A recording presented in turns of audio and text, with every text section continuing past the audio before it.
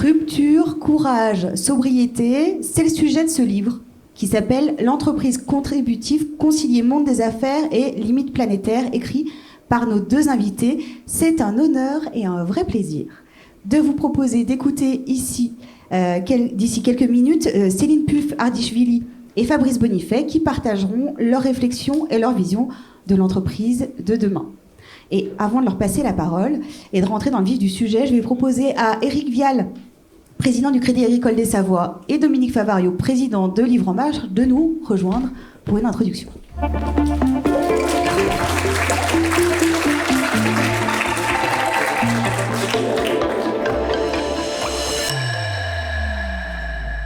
Donc je pense qu'aujourd'hui tout le monde est conscient qu'on est à un tournant de notre organisation sociale, sociétale, environnementale, économique, qu'il faut faire des choses, et Livre en Marche s'est donné pour ambition d'essayer d'éclairer le maximum de personnes, que ce soit le grand public, mais aussi le monde de l'économie.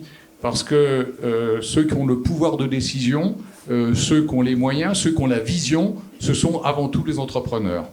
Et je suis extrêmement heureux de l'accueil que le Crédit Agricole des Savoies nous a fait pour qu'ensemble, on puisse développer ces sujets.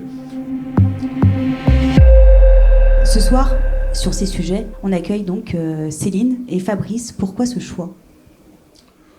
Tout simplement parce qu'on se retrouve dans cette thématique, qu'à l'échelle du groupe Crédit Agricole, très clairement, on a un projet sociétal qui est lié bien évidemment à l'entreprise, dans un contexte social, dans un contexte environnemental, qui est en train de profondément modifier, ou dont on prend conscience plutôt. Et il est bon de pouvoir discuter de ça ce soir entre nous. Et alors, on va mettre les pieds dans le plat tout de suite. Pourquoi ? Parce qu'en fait, dans leur livre, ils mettent les pieds dans le plat. Clairement, vous le dites, ce que font les entreprises, non, ce n'est pas assez. Fabrice ? Non, c'est pas assez parce que, en fait, dans l'entreprise traditionnelle, et je la connais bien, l'entreprise traditionnelle, plus on pollue, plus on gagne de l'argent. Voilà, c'est ça en fait l'entreprise traditionnelle. Et toutes les entreprises qui font des méga profits aujourd'hui, dans le secteur de l'énergie, mais d'autres aussi, en fait, elles font ces méga profits parce qu'elles ne payent rien sur la reconstitution des stocks. Elles ne payent rien sur le fait qu'elles dégradent les écosystèmes du fait de leurs activités. Rien, c'est gratuit. Donc c'est facile, on le dit dans le livre, de gagner plein d'argent lorsqu'on ne paye pas ce qu'on devrait payer. C'est un peu comme quand on se pèse, si on met qu'un seul pied sur la balance, on triche un peu. Eh bien on en est là aujourd'hui. Alors ça ne sert à rien de faire le procès du passé, on en a tous profité d'un point de vue matériel. Est-ce que ça nous a rendus plus heureux pour autant ? Je ne crois pas. Mais maintenant on se dit, bon, est-ce qu'on continue de dire ce que les gens veulent entendre ? C'est-à-dire qu'on va pouvoir continuer à l'infini cette gabegie, c'est gaspillage, ou est-ce qu'il est temps, il est urgent même, de revoir, de rebooter le logiciel de l'entrepreneuriat pour se resynchroniser au vivant ?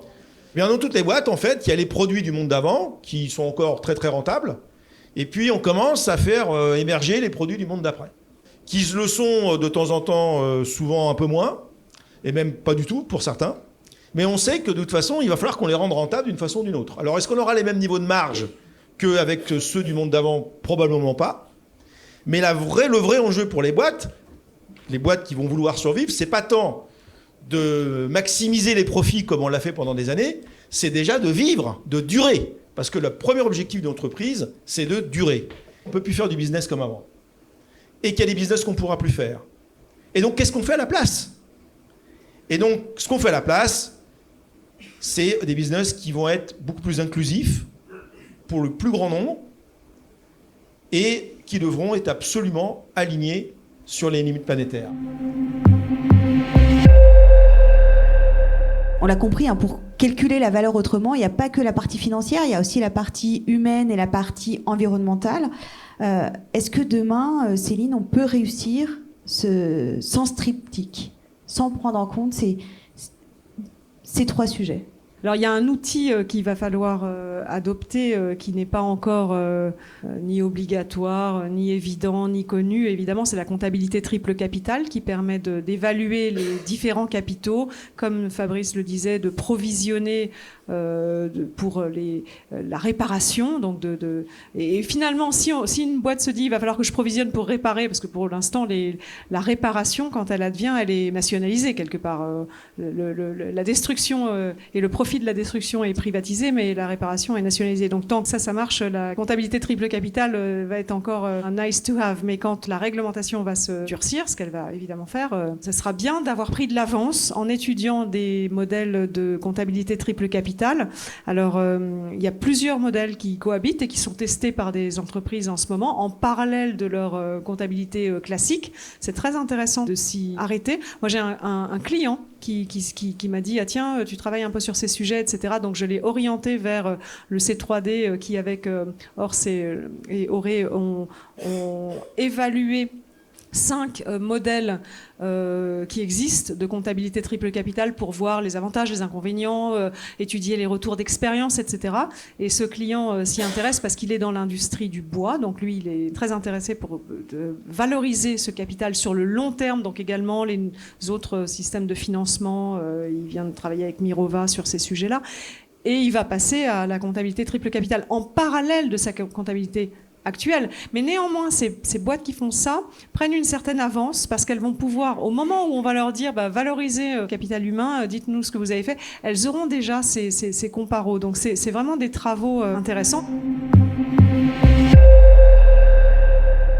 Nous, on pense que s'il y a 6, 7, il y en a qui disent 10% des entreprises dans le monde qui mettent en place les principes de l'entreprise contributive, et qui n'attendent bien sûr pas la loi, parce que la loi, on l'a dit, c'est la voiture balai du système, eh bien c'est la métaphore de un rang motivé entraîne le banc. Eh bien soyons tous des harengs, soyons tous motivés, agissons dans notre sphère d'influence et essayons d'entraîner avec nous notre écosystème, nos partenaires. Et c'est comme ça qu'on va entraîner en fait le plus grand nombre. Et c'est pour ça aussi qu'on a tout intérêt, nous Français, alors que nous n'avons aucune énergie fossile et qu'on les importe massivement d'extérieur, on a intérêt à se mettre à l'économie de la sobriété le plus vite possible pour en faire une excellence française de la sobriété et pouvoir ensuite le vendre à toute l'humanité. Merci Céline, merci Fabrice. Merci Justine.